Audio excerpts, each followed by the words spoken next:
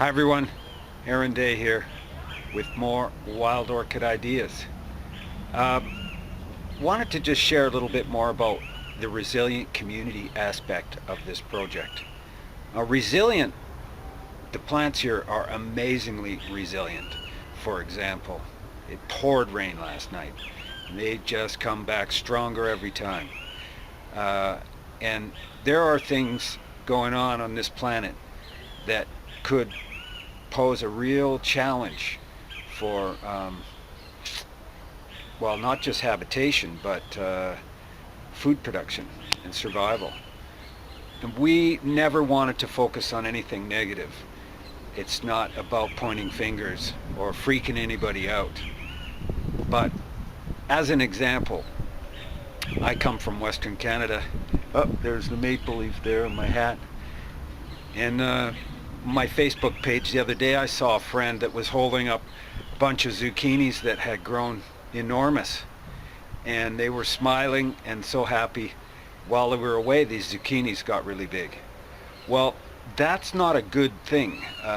It's probably because of radioisotopes from Fukushima, and we never wanted to get into that topic, but that's, if you were to be a resilient community, you need to actually examine what the threats to your survival would be, and that is one of them.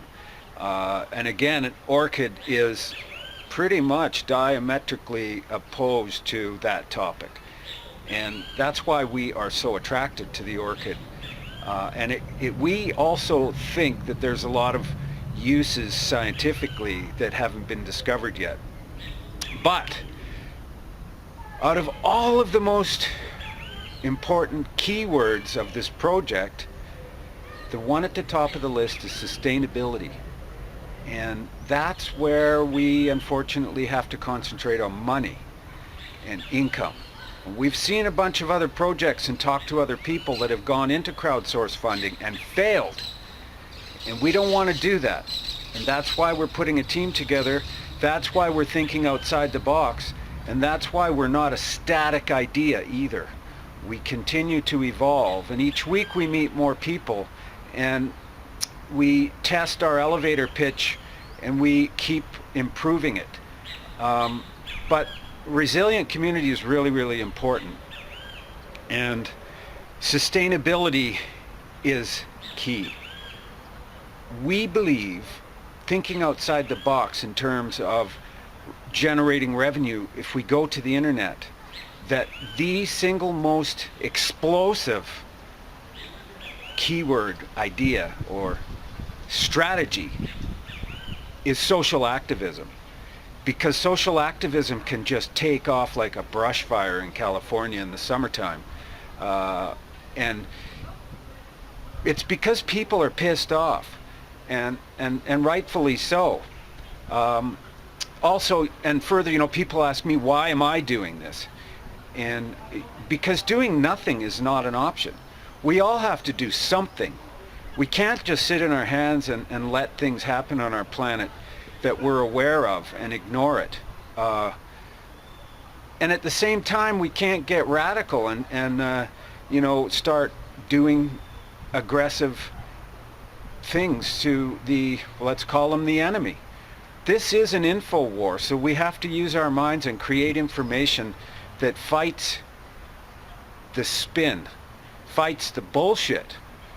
And also, we need to start thinking more inclusively about how we generate projects and revenues. And that's what we've really spent a lot of time examining, is how with open source and a community and land. Now we might even be partnering with a group that has land in another part of Brazil. But we don't believe that we need huge properties. We can be sustainable from small pieces of highly productive property that are used very, very efficiently. And there is an example of having wild orchid with cameras on them 24/7, and people actually owning exotic orchids that are maintained in Florida remotely. Florida. Isn't that funny that I should say that? Southern Brazil, Florianopolis.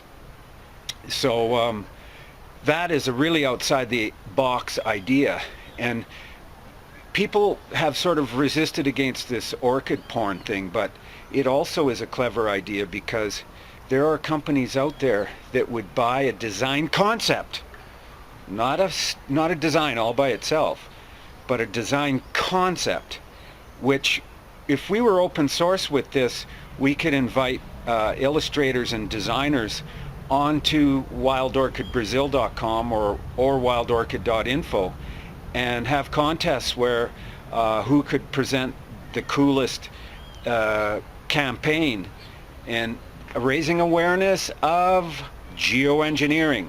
Also, we can start raising awareness of radioisotopes growing in plants. So these are things that can be exploited in terms of media. And the orchid is just so incredible for a lot of reasons, but very, very photogenic and can be used in a lot of different ways in design. So these designs, when bundled together and being a very vast collection provided by open source, independent artists and photographers, designers and illustrators, now we have a resource with money. But also, on the social activism side, using an orchid to raise awareness about air quality, you can just imagine how visual you can get with orchids. So those are some more ideas we wanted to share with you this week. Let you know also that we are continuing to move forward. Things are really exciting down in Santa Catarina, and we'll share more about that in the very near future. So keep connecting, tell your friends, and keep helping us join and let other people know the Wild Orchid Project is coming online sometime soon.